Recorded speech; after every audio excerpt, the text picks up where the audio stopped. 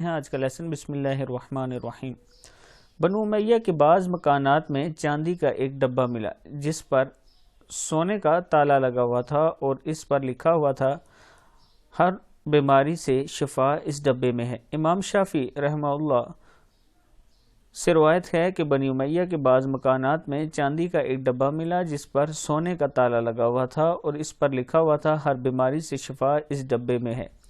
اس میں یہ دعا لکھی ہوئی تھی، بسم اللہ الرحمن الرحیم، بسم اللہ وباللہ ولا حول ولا قوة الا باللہ العلی العظیم، اسکن ایہا الوجع سکنتک بالذی یمسک السماء ان تقع علی الارض الا باذنہ ان اللہ بالناس لرؤوف الرحیم۔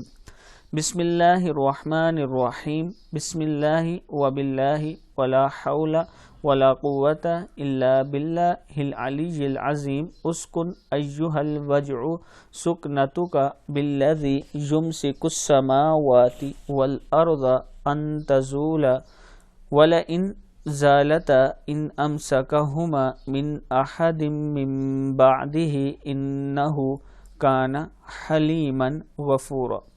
امام شافعی رحمہ اللہ فرماتے ہیں کہ اس دعا کے بعد میں کبھی طبیب کا محتاج نہیں ہوا۔ وہ دعا درد سر کے لیے مفید اور مجرب عمل ہے۔